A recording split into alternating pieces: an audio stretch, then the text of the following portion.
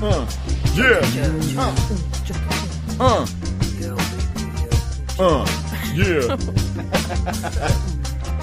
I don't get to freestyle rap as much as I'd like. And most of my freestyle rapping is actually just going, yeah. Hey, baby, hey. Yo. Yeah, I'm too late. What's up? Welcome to All Over Voiceover with Kiff BH. My guest in studio, my dear friend Julianne Buescher. Yay! Who's we've known each other for we first worked together on Star Trek. I think is that the first time we worked? Yeah. Oh my god, that was so much fun. That was the most fun ever. My god. I remember sitting in the lobby of Bad Robot. Drawing pictures. And there was like a flood. Do you remember that? Like there was a bathroom. Was that? Oh, right. We couldn't actually go to the bathroom. We couldn't go to the bathroom because there was some kind of crazy overflow in the bathrooms. And there were these beautiful, like, Bad Robot's lobby. Oh, my God. What a great, yeah. Like, all the toys and, like, so... the giant bin of crayons the and giant paper. bin of crayons and colored paper and then making drawings. We knew we were working on Star Trek, but we couldn't say anything about it. Yeah, so we're, like, drawing pictures of Spock and taking pictures, and it's like, this is the most we can do to kind of hint. It was incredible. The toy collection and then just going in the room and... Oh my god! And then doing all that ADR. You can't help but be so excited when you're working on something like that. You're watching the screen, going, "I'm doing this. I'm really involved in this. My childhood dream. Oh my god! Yeah, I'm part of that magic. I'm part of it. We're making the sounds of these tribal people, or the computer on the Enterprise. Are you kidding me? You were the computer on the Enterprise in Star Trek Into Darkness. Yep. Come on. What? Come on. It's the stupid crap that you kind of imagine yourself as a kid being able to do. And then here you are doing it. 40 years later. Yeah. Just what was your journey like? Where are you from originally? Oh. Are you from here or? Oh no. I'm from a small town in Ohio. Which small town in Ohio? North Ridgeville. I actually know North Ridgeville. What? You do not? How is that possible? Is it outside of Cleveland? It is. How do you know this? Because I lived in Lakewood for 2 years. What? We've known each other for all this time, and I've never. When I was working for Second City, I got sent to Cleveland. Oh my! Oh, I'm so sorry. Oh my god! Let me say something. I about Cleveland, like where it was a difficult market to work as a union actor. Yes. But there is union work, but when I was working for the Second City there, it was great, man. There's good theater, actually. Yeah. Hidden little pockets of goodness everywhere, I shouldn't say. And now, actually, Cleveland is on, like, this top 10 foodie list. Is it really? Yeah. For all these amazing little neighborhoods everywhere with great food, especially, like, the Polish. And oh, man. Yeah. Like, that started on the east side. What is the movie theater? There was a movie theater I saw Kill Bill in. Oh, really? Over in not Tremont. That's the wrong. I'm thinking the wrong because that's over off of West 25th, over by the West Side Market, which was my favorite place on earth when we were there. Right. The farmers market was incredible. Yeah. And my favorite club is actually in Cleveland, Pickwick and Frolic. Awesome. Downtown. We had a standing like improv gig there every Monday night. We were called Oliver Twisted. Oh my god. And after Second City closed, a friend of ours, Sean Lackey, had a relationship with Nick, the guy who owned the club. And we performed Monday nights and we did short form and then we did an improvised musical. And oh my god. Oliver Twisted, and it was all of us guys from Second City. We did it for about a year. Awesome. Oh my god.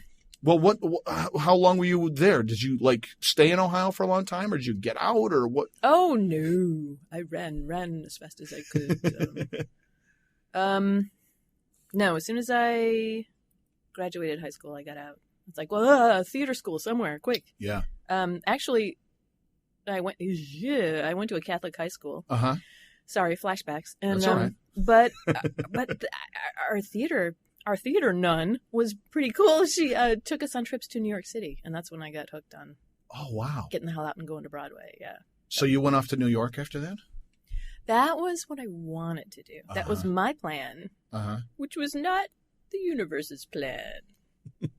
Right? That's right. That's the thing. You get excited about something, but then you got to kind of go where the little wind blows your sail. Yeah. And no, I was tossed out to LA instead. What tossed you to LA?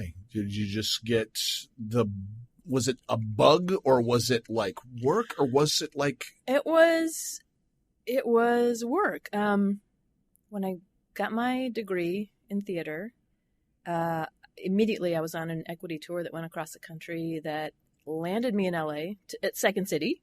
What? We keep having these the Second City in LA, which was at the over by the Improv. Was it there? Was it, or this was? This was way back when they had that theater in Santa Monica. I think the Mayfair. What was it called? That beautiful, beautiful old theater that is still there and not open for some stupid reason. Yeah, I think it might be the It's not the bicycle place, is it? On Wilshire. It's been turned to. No, that's a movie theater. Oh, it was a beautiful, beautiful. Old, red velvet everywhere, and the beautiful, so sad. It's just sitting there. Somebody owns it and is refusing to open it. That's stupid. Oh, come on, people. Yeah, open that beautiful theater. But, open the theater, right? But Second City, and they're like, when your tour is done, come back. You can play here. I'm like, what? So I just stayed there. I'm like, well, New York will come when it comes, and yeah, yeah. It's fascinating how that.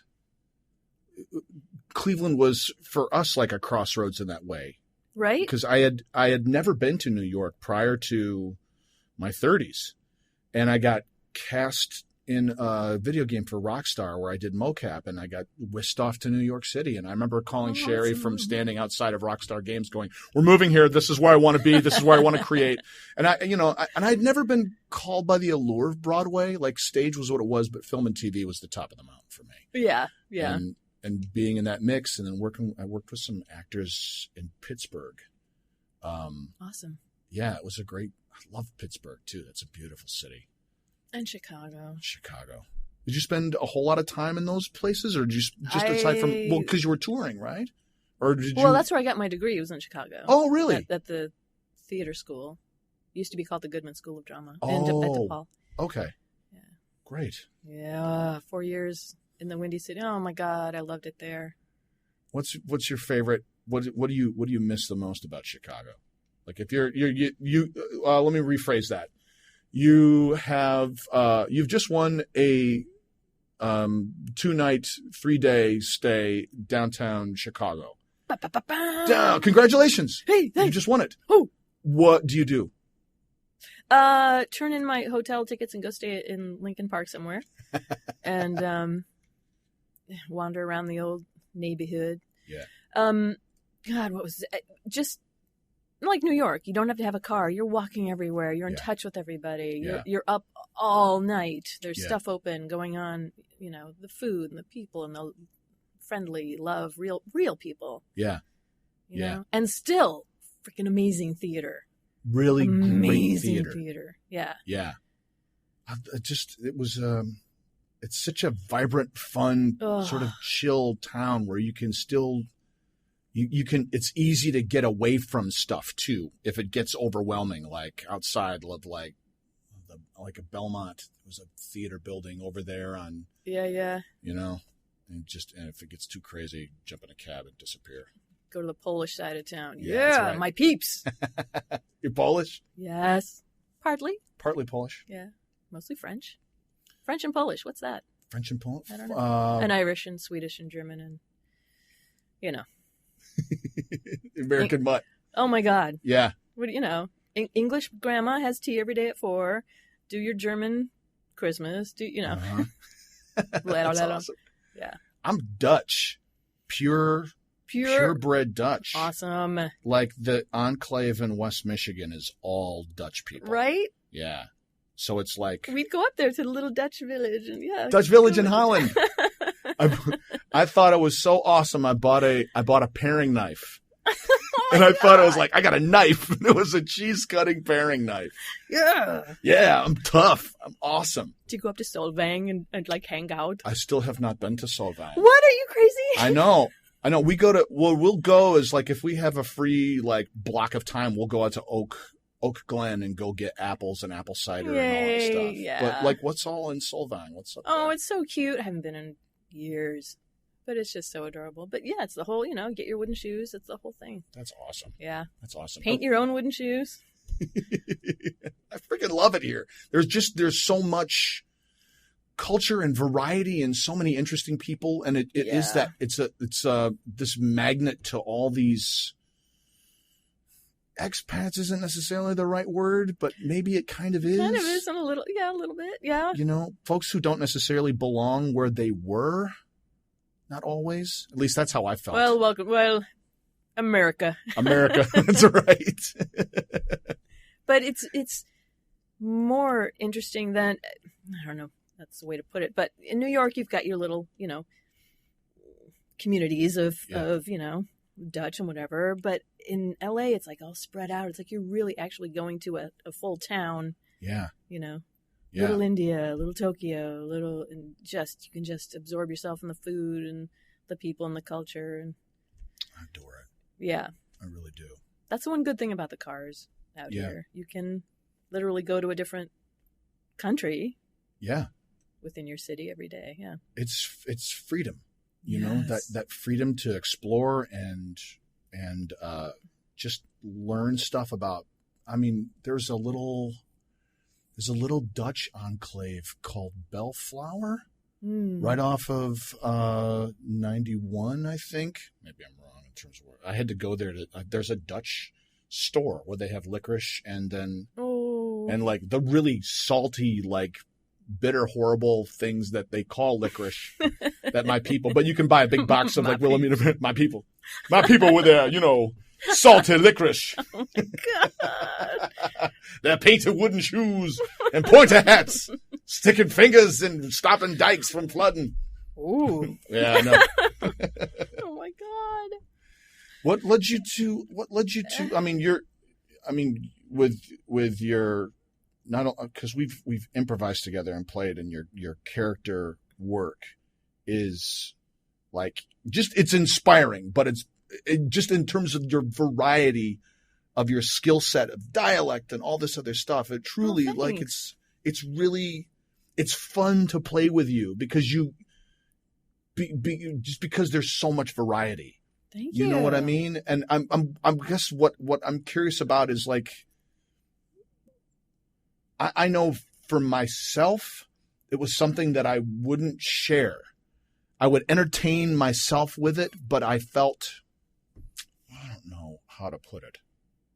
Like I would do it around the family, but that was the extent of it. I felt I was shy about it. Being in comedy, people would be like, "Weren't you the class clown?"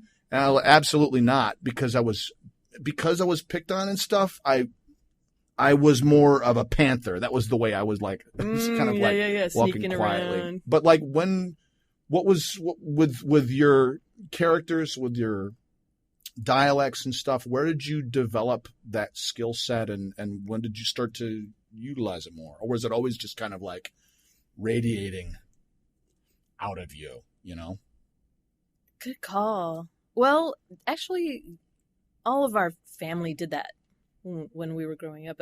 They would do voices and jokes, and they were all performers.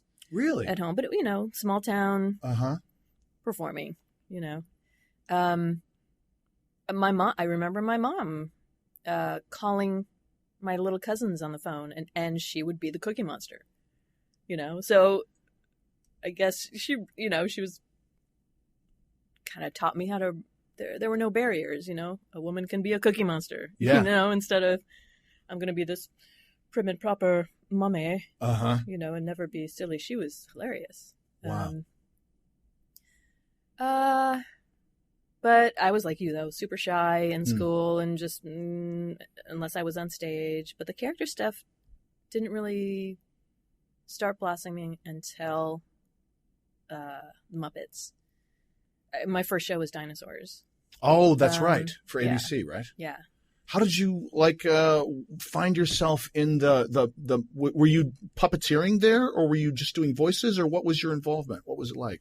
God, that was another thing of like, you put up your sails and just go with what happens, because I did not pursue that or expect that at all. I came out here, joined Second City, like they would come out and play. Yeah. And then I was hosting at a restaurant. and there was a table full of people in Kermit jackets. So I just went up and I was like, you guys, thank you so much for what you did for my childhood. And,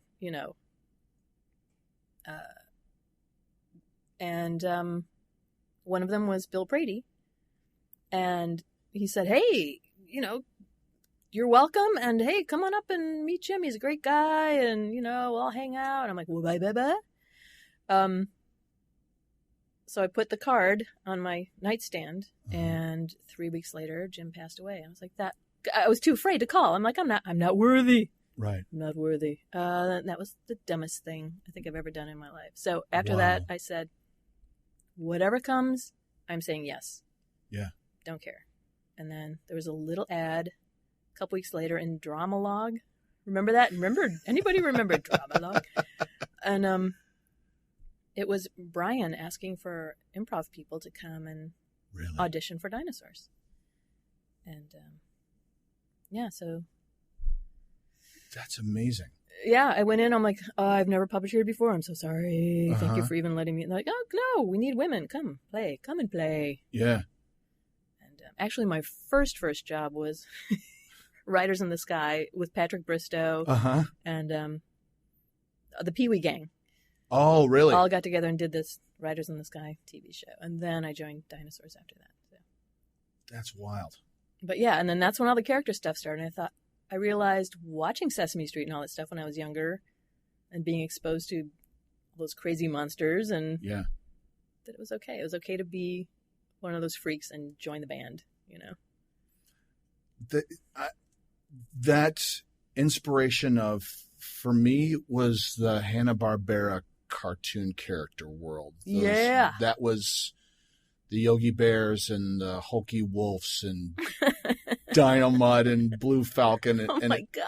It crafted my comic sensibility. And then, I learned timing from Bugs Bunny cartoons. Oh my God. But then also that age of the Sesame Street cartoons too, or cartoons.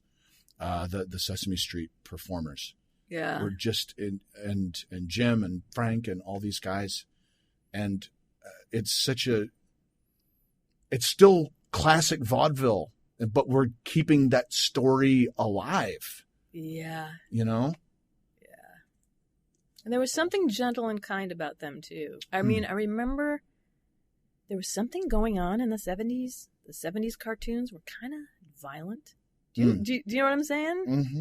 Like Pink Panther, you watch the Pink Panther stuff and you're like, oh, wow, this is violent. It was all those cartoons, like the stuff they were drawing and animating in the 70s. In the afternoons, we get the 30s and 40s cartoons too. And that was what I saw was like the Tom and Jerry's and the inspiration for Itchy and Scratchy, which is just madness and racism and uncensored. It's just like, well, put something on for these kids. But then the action cartoons of like the 70s and 80s where there was more drama and more like Tarzan and Batman and that kind of stuff, like fighting. Or is that what you're referring to? Or in terms of like, with the Pink Panther stuff, it just seems like it's the spy versus spy and revenge and, this underlying tension of like, I don't know what was going on, Cold War and all this stuff, Yeah. And for whatever reason, the Muppets wasn't doing that. The Henson thing, it was still the safe place. Yeah. For children with this great adult stuff hidden in. Yeah. But not... I can't explain it. They still did stuff where they shot things out of cannons, but there was not a meanness to it. Huh? Does that make sense? Absolutely. I don't know. I think so. It's like that. It's that zany, fun, like Bernie and Ert. Bernie and Ert. Bernie and Ert. Everyone's favorite. Bernie and Ert. Bernie. Oh, hey Ert. Hey. Hello, Bernie. Bert and Ernie. That's it. That was it. Because the B, it's always Bernie. I just did it again. It's Bert and Ernie. Ernie and hey, Bert. Their constant like frustration. Bert is always so frustrated with Ernie, but And Ernie's it's so cute. It's is so innocent. Yeah. It's the innocence. and it's not it's absolutely true. Yeah. You know, the relationship of love and friendship, but it is not without the challenge of, you know, just the frustration of living with somebody. Yeah. You know, it's great. Yeah. God, who could even say anything negative? The one thing that threw me was there were these beautiful little moments that are not allowed to be shown anymore because of letters that have come in. One of my favorites is Ernie's making a clay head of Bert. Uh-huh. And he runs out of clay and the nose isn't there. Yeah. Remember that one? And Yeah, he I takes Bert's nose off and puts it on the clay. Yeah. Someone wrote in, "My son has a disease where his nose is gone. How dare you?" It's like, really? So they can't show that clip anymore. That's a classic That's the bit. best bit. It's a great bit. And it's just puppets. It's adorable. Yeah. But it's still because people, oh man, that was... You know, I wonder how many wonderful things get ruined by. I mean, and I understand sensitivity in certain things, but it's also like.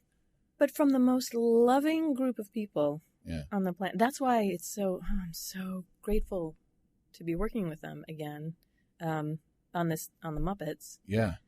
It's just a group of love, and you know, really maintaining Jim's vision of that just love and peace, and you know, especially after all this Paris stuff, and Yeah. it's the place to still go where there's innocence and God, real support and real love. Just safe, little safe Hollywood bubble that is not Hollywood, you know? Yeah. No, absolutely. And hopefully it's producing something that's still putting the love out there, you know?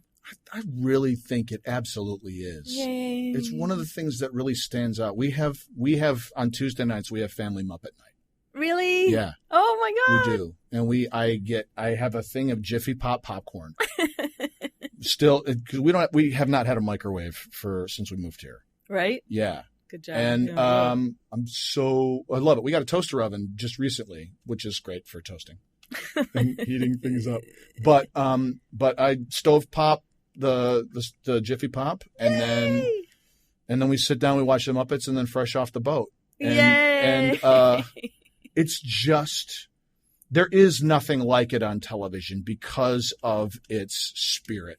Good. Absolutely feel Jim's presence throughout the show and through the performers, and not just in seeing the characters. It's like it's new and not. It's wonderfully familiar in that, you know, that emotion, the love part of it, you know? Comfy blankie. The comfy Muppet blankie. Yeah. Well, like you go from dinosaurs. You always work through Henson, or how does? Yeah. Is it like the CIA where like you're always in, or do they set you free to do other things and then bring you back when another project is going on, or are you branded like I work at the company and here's Julianne's desk, or what's Oh no, we're freelance performers. It's been tough as a female. You don't get like a solid spot in there, you know. And that's okay. That's the way that's always been. So, and also with the sales, the separation, you know, Disney buys the Muppets and Sesame buys then, you know, it's not like a one family thing anymore. I see. You know, you work with Henson, then you work with Disney, and then you know, but I've been very, very lucky to be consistently working on something with them. I love puppeteering and working with these folks. So how long did it take you to sort of feel like a real, like a real puppet master? You know what I mean? Like, or you still do you feel like you're in that place, or how? There's still so much to learn. I'm just stunned by the beautiful work still happening. The exploration of, you know, you're watching the subtleties of how they're moving the faces and these new clever things we're doing with the bodies and the arms. It just keeps going and going, and the discoveries. That's part of the beauty too of like supporting each other, going, oh my God, I can't believe what you just did with that bottom lip. to show that emotion that is so new, Oh, wow. Yeah, just still growing and growing. What's your favorite type of puppet style to work with in terms of the, like, because I know you do puppet up as well and that kind of stuff. Like, is it the hand sort of, I'm making a face like you would make with like the sock puppet style, or the foam mouth, where like the nerd character on the Muppets, the guy with the Chip. Oh yeah, Chip. I love that character. What a freak. I love him He's so much. funny, and they're so well written. Oh my God. Like, I mean, I know there's unique challenges to each of these different like hand configurations, right? But yes. like, what do you feel the most free and most comfortable in? Well, of course, I think everybody loves the simpler the better, the sock puppets like Kermit, because you can get so much out of it. The softer, less palette there is, the better, because your fingers are making the lip shapes, and that's how you can emote. Yeah. Or if you are able to move the eyes above you with the top of your fingers to kind of create surprise or sadness. Once it starts layering up or getting big, once you stop being able to manipulate the muscles of the face with your fingers, what can you do? You can, and it's a doll. Yeah. How do you emote? You can lift the body up to shrug the shoulders and, try to do stuff with the hands. But the further it gets away from your own hand, the harder it is to express. Yeah. But you find clever ways like Chip, what Man. It's brilliant. Just the dead stare. Well, yeah, character. if that's all you have, then that's the character that comes out of it. Yeah. Oh, but it's so much fun. And that weird pupil blinking. Yeah. He's just found so many brilliant ways to utilize. You find the brilliant ways to utilize what you have. Yeah. Just, oh God, Chip. I love Chip. You do a lot of the digital puppetry stuff as well?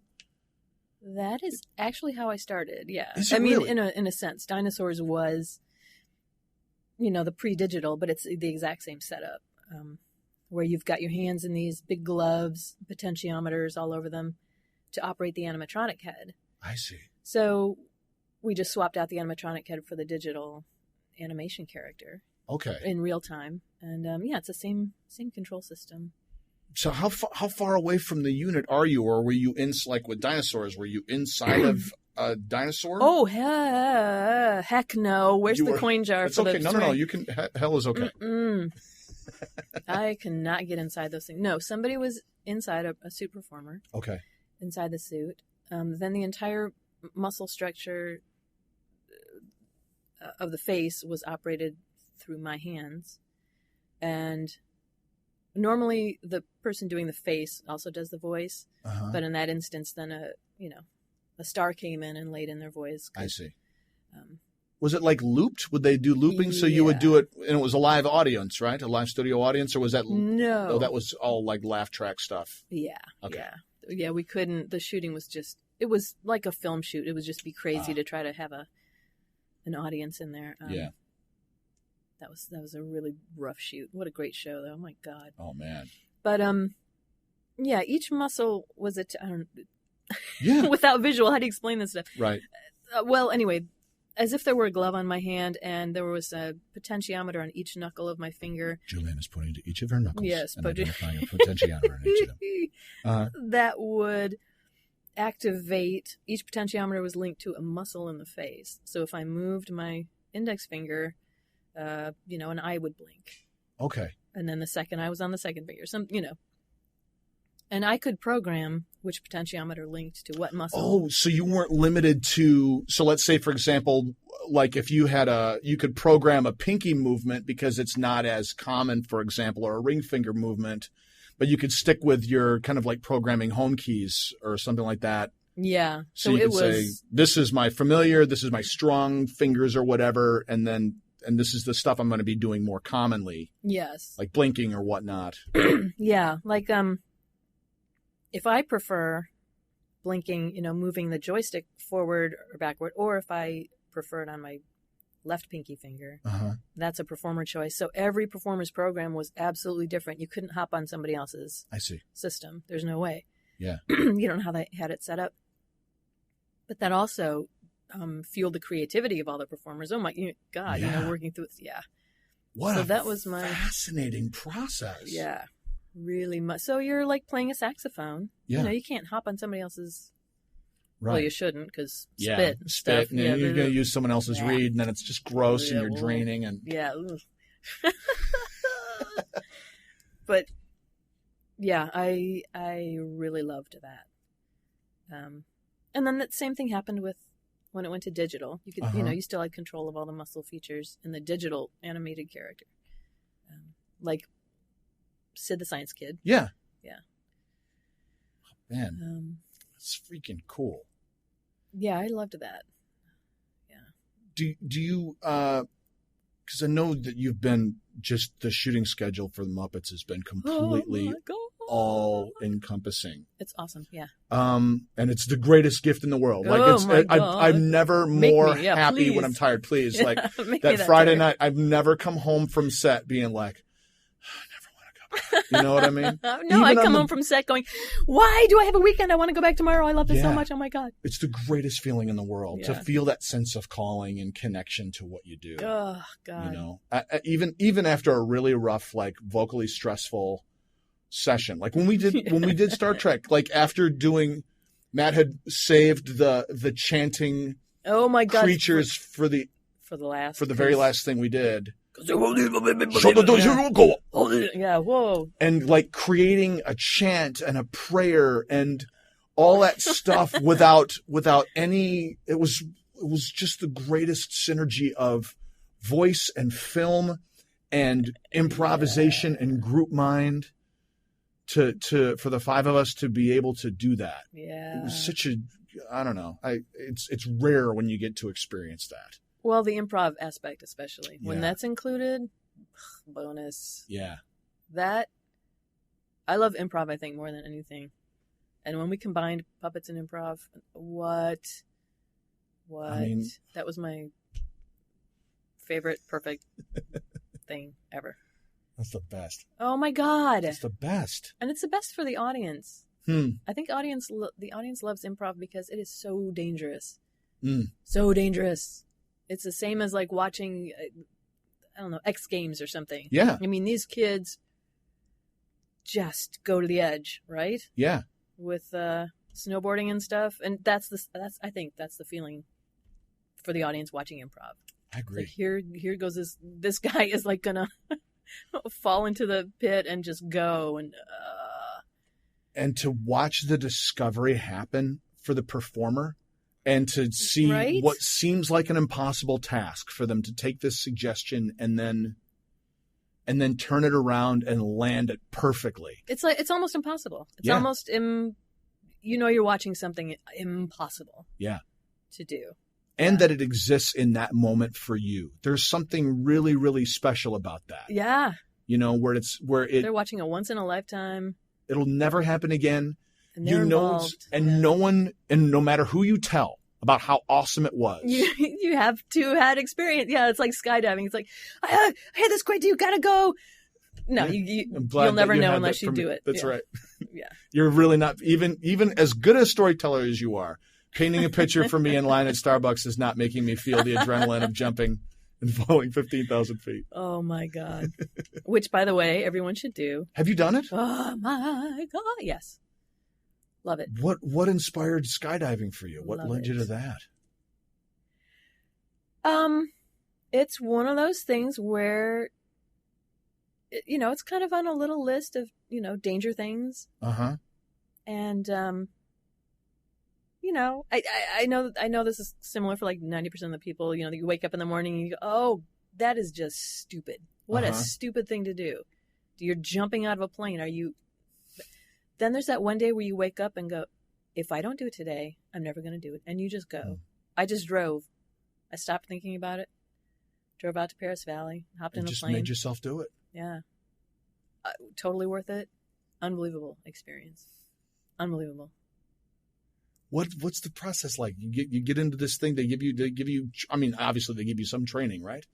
And then you go up and go, or is it your first jumps for a while are tandem? I see. There's a trained pro strapped to your back, so you're kind of going along for the ride, and then you learn the process. Yeah, I see. Yeah. Well, there's wisdom to that. Otherwise, it's because you'll freeze. I mean, there's a point where, but also the wind is so intense. Your initial drop, I actually didn't have the strength to move my arm down to pull the cord. Really? Because you're flat, your lips are like flapping in your eyeballs, and you can't see anything. Oh my God! I mean, I've never heard that. I see, the Snickers commercial where the guy jumps out and pulls a Snickers out of his jumpsuit, or or no, yeah, you don't see and and the wind is so intense in your nose, you actually are not able to breathe. So your first thought is, am I ever going to breathe again? And the ripcord is like the last thing on your mind. Wow. So, they'll pull it for you, and everything's great. But oh my God, when you're floating in the air, looking at the earth, miles below you, yeah. How many jumps have you done now? Oh, I just did the one. Well, just the one time? Yeah. But you've done it. Well, yeah, I've done it and I survived. Okay, That's done.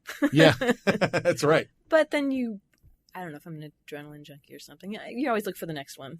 Yeah. I have a buddy who's has been obsessed with hang gliding for his entire life. Awesome. And it's what he does. And he went down to Dockweiler Beach and did that. And it was like, I went down there and shot him doing it with a GoPro, and he did got off the ground for maybe 10 feet. Right. And it was like, it was like sledding. It didn't seem like a big deal. But when he came down, he was like, I want to do this for the rest of my life. That was the most amazing thing. And it was like I left Earth and I was fine. And I was sustained, and there's, I don't know. He's trying. Yeah, you are floating with the clouds. It's, I don't know. All the descriptions are going to sound like some freaking acid trip or something. I don't know, which I've never done either, but I haven't either. I've seen Fear and Loathing in Las Vegas. It's enough. It's enough for me to feel like, I don't want to. Life is too full of lack of control, and there's something about, I don't like getting drunk. I feel like if I lose too much control of myself, it's one of the challenging parts of this business. And right. that you're even just being a freelancer, but I've been a freelancer for so long. I do feel like I have way more control of my life, chasing VO work, and it's so weird. Like, what's coming to me is like, as we were talking about, just as you were talking about looking down at the earth from this distance, this feeling of this sort of cushion around, even this studio microphone, of like this kind of this distance, and how it draws, and how I keep feeling drawn to it in different contexts and stuff. I mean, it feels like a weird fever dream, but there is that, yeah, that, well, the creation, art, yeah, is, I mean, why personally, why would I want to drink or smoke or anything and dull the feeling of creation? It's so intense. And especially with improv, that's like the height of dull that. Are you kidding? Yeah. Yeah. It's so exciting and thrilling. Oh my God. It's so fulfilling, completing. Yeah. And any kind of, I think all artists do art of all forms. You go home and you write and you paint and you design and, and then you sing and then you play an instrument and then you do your voiceover and you do your on camera and just to create. I mean, it feels to me like that. If people are interested in doing this work, that's really, ultimately, it's the simple verb of create, and to get caught up in the how is sort of like how do you that's walk when you get around? lost. Yeah. If you're running around going, how, or is somebody going to let me?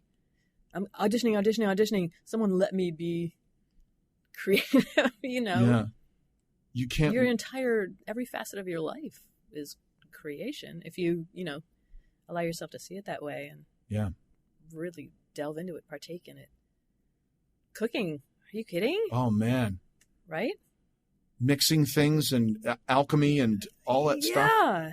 And it's all, building a monster high house for your, Yeah. Yeah. It's looking at things and seeing how it might be assembled and bringing something into existence. Yeah. By will. Yeah. And not knowing what the outcome is going to be, but grabbing the materials or assembling the people and seeing what happens and being unafraid of the result. Yeah. Whether either being successful or being a complete failure. Because, right? Yeah, those are just, what is success and failure? Who is that? Somebody else going, that was a success or failure? Well, here's this little finger in the middle waving at you. Because look at all this. Look at the, there's a table here and this chair that rocks back and forth, and this yummy velvet. What is that on the wall? I know. That is awesome. Really, it's it's why I do this podcast, is just to be able to sit in this room and touch blue velvet on the wall. It's really lovely. Right? But somebody created all this stuff. Yeah. And how can you determine this as either success or all those, it's created, it exists, and it wasn't. Right? It was raw material.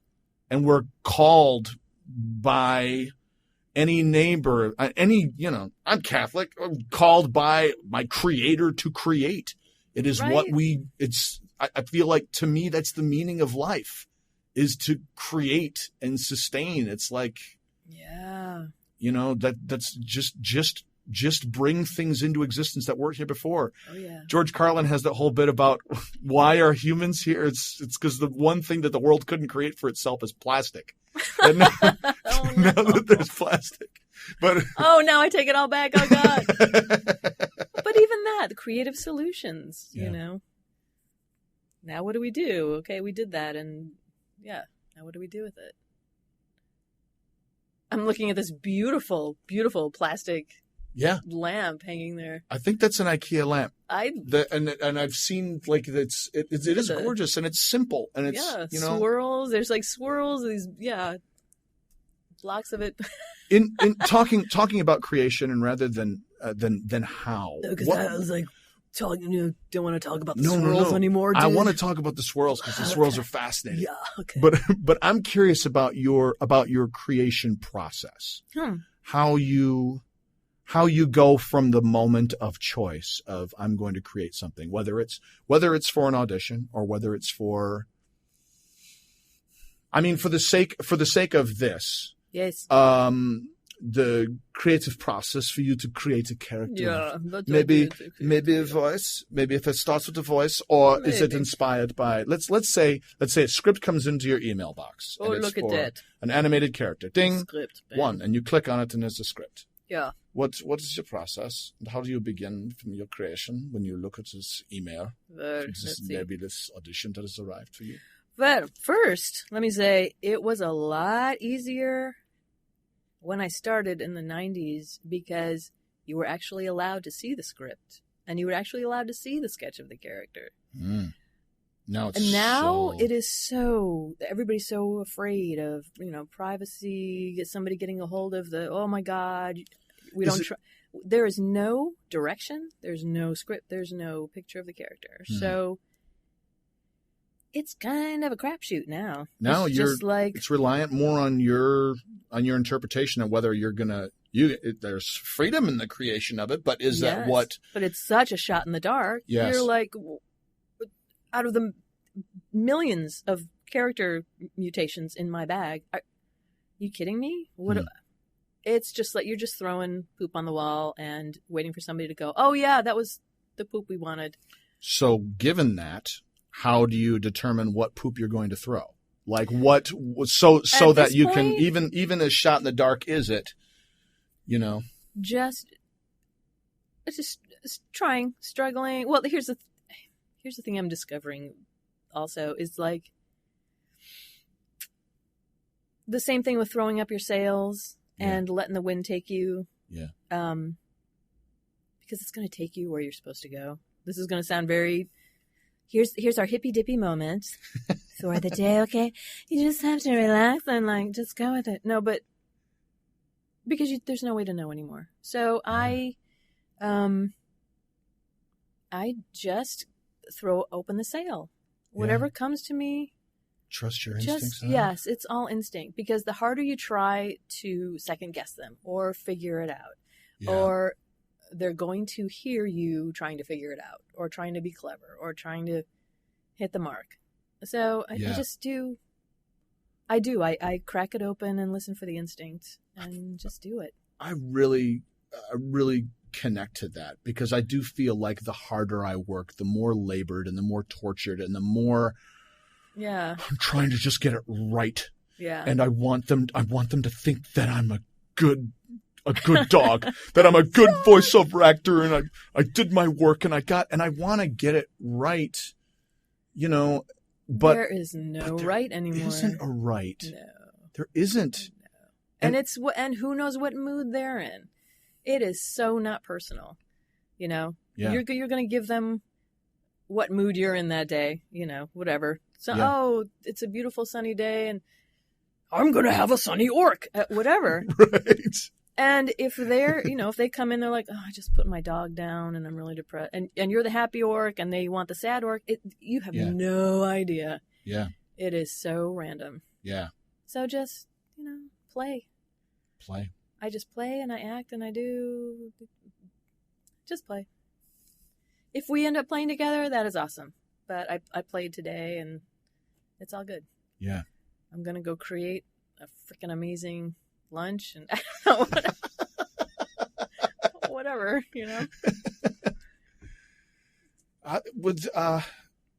I'm curious about your voice matching stuff too, because we worked on Delivery Man together. Do you do a lot of voice matching stuff? Yes. Yeah, I do a lot of voice matching. And again, You can't say. Well, no, I'm not allowed to say who, but yes, I can.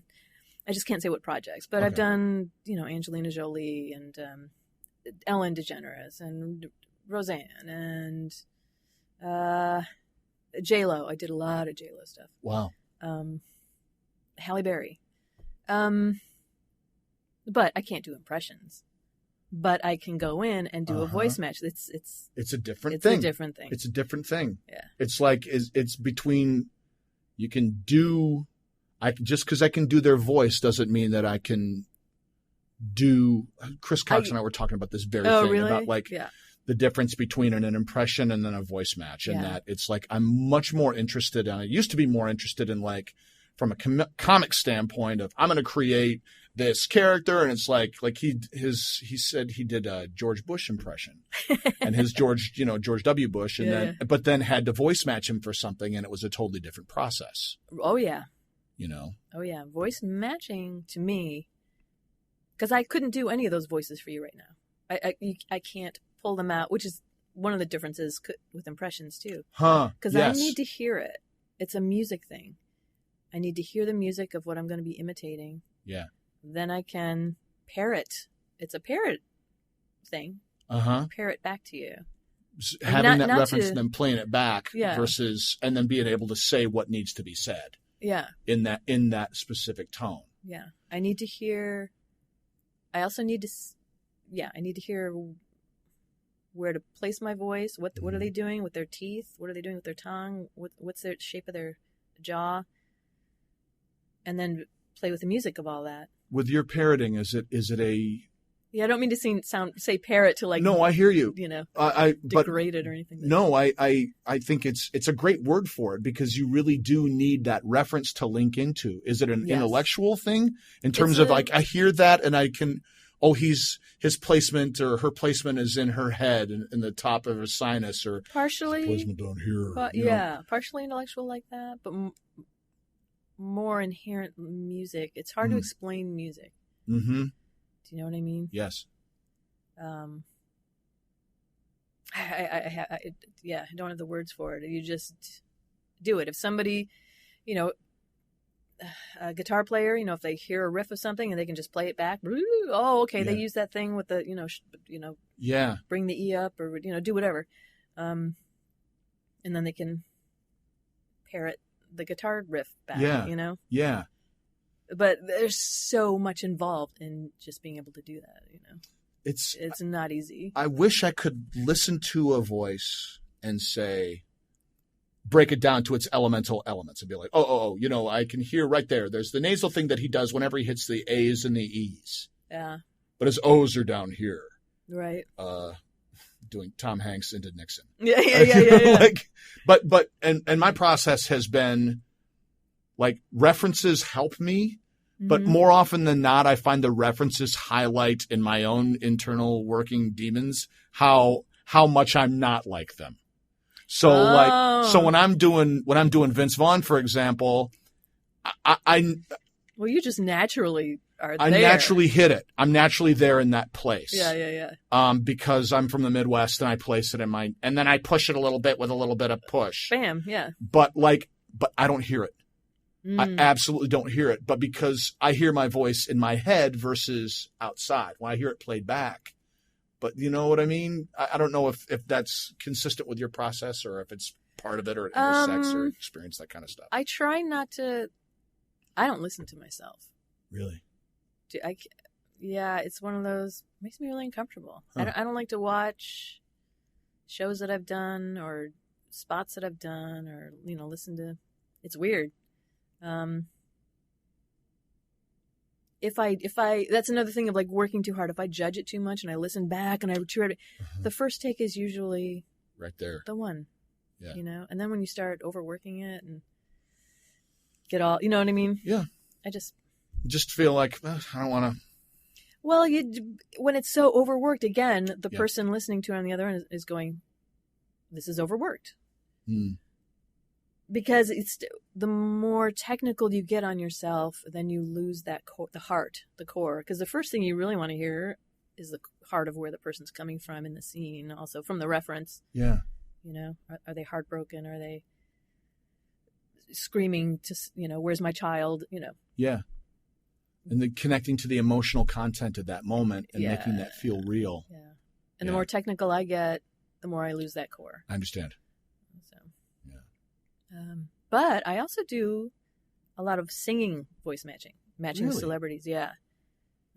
Cher and Lady Gaga and Marilyn Monroe and all that stuff. Is there, what call is there with singing voice matching? Is it like just because it's something I'm not in, and I do Elton John and Bruce Springsteen, but they live in the place of I do them.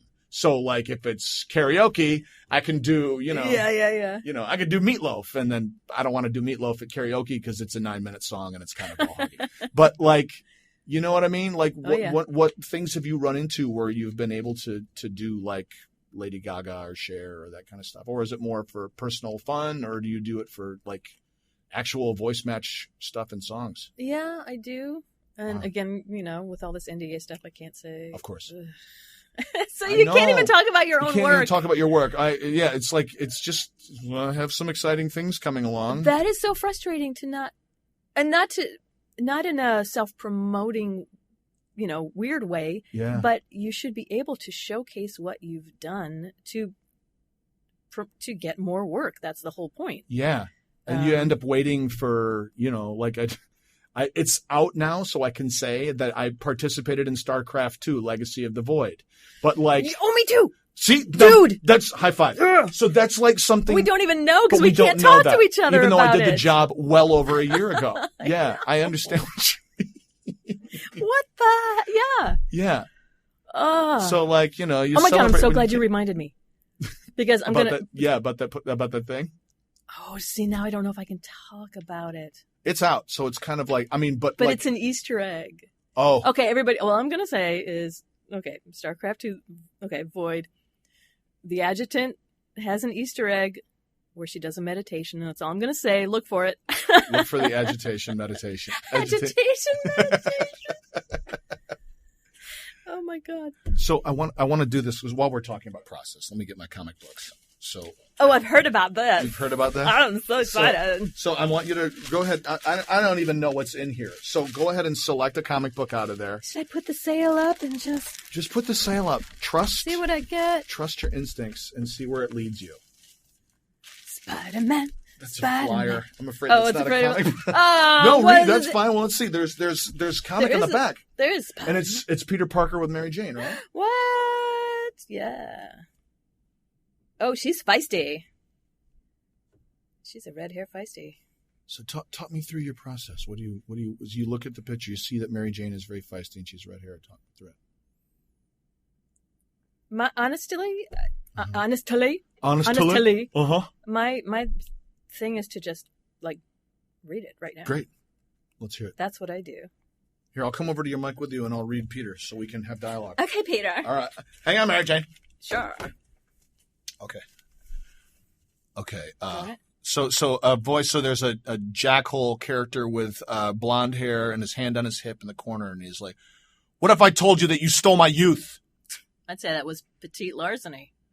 And then Peter says he's thinking he's watching her in the crowd from the audience because Mary Jane is on stage. And he says, I've heard MJ. I just improvised. I've heard MJ speak that dialogue much better. A lot of times she must be worried the Submariner may start a war on the surface world. I know. I was just phoning in my lines at today's matinee. I gotta admit, I've seen you do better. You were just distracted, wishing you could convince the Submariner not to attack the world's shipping. I know. I could, if I could just reach him. I can't you help me as Spider-Man? Hey. What? Do you want somebody to hear you call me Spider-Man? Okay. I'm sorry. But you could help me contact, if you wanted to. In all of the world's oceans, how could I possibly find calling all cars in the vicinity of the East River docks? I don't know why I put my hand over the cop. The cop is calling all cars, but I'm going to muffle it and make it sound like a... Calling all cars in the vicinity of the East River docks. An Atlantean vessel just surfaced there and is bristling with weapons. If he is on that warship in the East River, Spider-Man could easily take me to him. Define easily. Oh, my God! My phone. Oh, great. It's Jonah Jameson. Okay, I'll bet he wants to see Spidey's face, too. Now, okay. Well, that's Namor. That's the Submariner's name. What Yeah, the hell? Namor is the Submariner. It's so. Do you remember that guy? He's like he looks like Spock. Oh my God! What a creep! Isn't that crazy? Yeah, he's like the Prince of the Seas. Why did they make a Spock? That is hilarious. I think because Stan Lee made him. When was this from? Okay, we're such geeks right now. Oh my God! Yay! I love how much improv do you do when you're doing like an animation read, for example? Do you improvise much, or do you feel pretty? You really stick to work. Like, I mean, if I do a theatrical audition, for example, then I'll dirty it up a little bit with some stammering here and there, that kind of stuff. But when it comes to either video games, it feels like even, but animation, how much do you allow yourself? How much room to play? I actually don't anymore. Unfortunately, that's become a real tight thing too, where the writers are like, seriously, do what's there. Yeah. And I respect that. Yeah. So I will do a run that they want. Then I'll say, can I play on this take? To give them some options. But always give the writers what they want first. Yeah. On Parks and Rec, like I did a couple days on Parks and Rec, and Amy would always, that was the process too. Yeah. It was like, we get it down, and then she'd ask for one fun run. We do one more take where we improvise and have some fun. Yeah. It was fun to play that scene with you. Oh my God. See, and I was like totally throwing you crap, and it was great. Talking over your lines and stuff. But that's makes it alive too. And we've improvised together too, which is. Well, yeah, I'm super comfy with you. So which is one of my absolute favorite things. You are one of my favorite people to play with because you're just so. You're such a great listener, and what? Except for now. But when we're improvising, you're very. Thank you for that. Thanks. It's true. It's just so fun. I don't know. I miss our thing on Wednesday. That's the one sad thing about working so hard on a show is everything everything does have to go on hold. I Yeah. warn all my, loved ones, I'm going in the cave right now. Yeah. Don't take it personally. But it's still hard for people who don't do this kind of work to understand that you are really going into a cave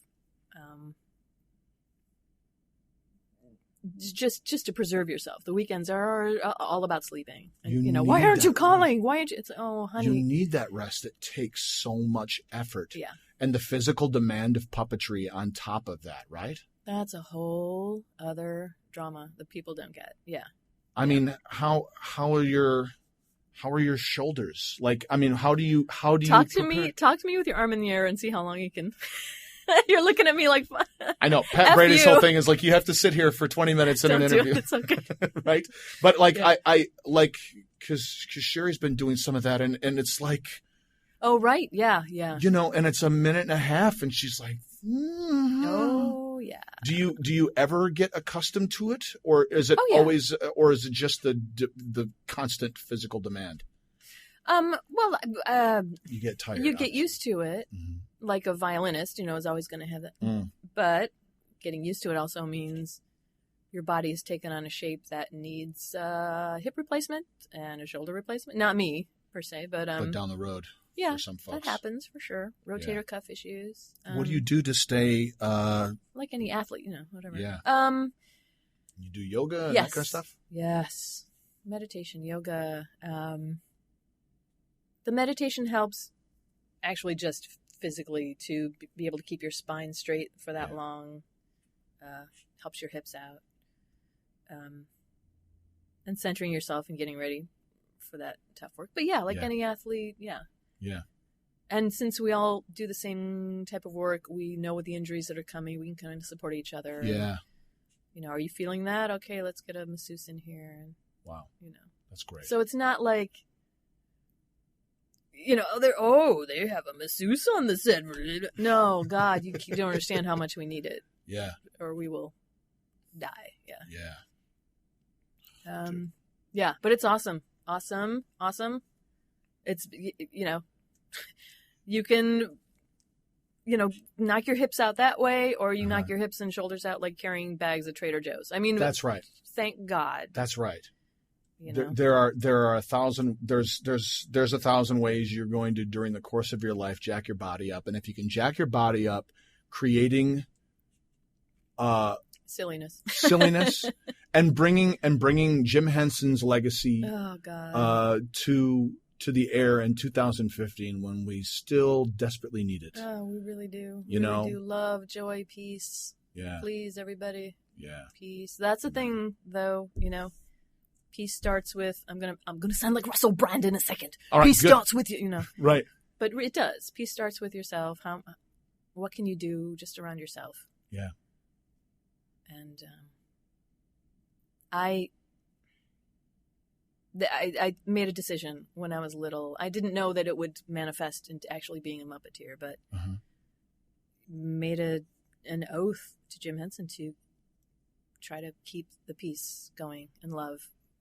Study whatever I needed to understand this kind of joy that he was just exuding and yes. Awesome. Yes. Well, listen, I could talk to you all day. I hope to, but unfortunately I have to stop recording. Oh my God. We're running out of time. So time to create. Woo! Time to go and create. And we've created we created right here. We created right here and we created right here. Yes, there's the velvet. There's the velvet here and it's wonderful. And where can fans find you? Do you have a social media presence or do you prefer not to do that? And how do people track what you're up to and what can they see you on? There's Muppet Wikia, there's IMDb Pro, the Muppets Tuesdays. Muppets Tuesday on ABC. Yeah. Yeah, Google, perfect. Whatever. I don't know how to I don't know. That's awesome. Pop some Jiffy Pop and spend your Tuesday nights with the Muppets, and also look for and StarCraft 2 Legacy of the Void. Yes. Look for the hidden Easter egg. For the adjutant. We'll take you through a meditation like you've never experienced. Julianne Buescher. Thank you. I screwed it up again. Bernie and Ert. It's Bernie okay. and Ert. It's all there. Thank you so much for joining me Thank today. you. This is bet. awesome. So glad you set something like this up. This Me is too. great. It's so Yay. much fun. All right. Have a great holiday, y'all.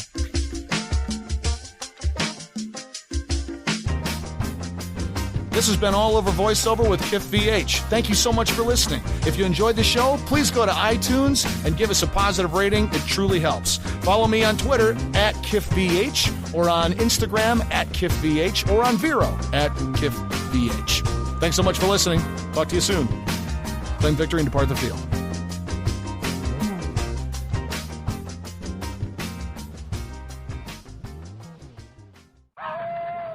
Werewolf? Yeah.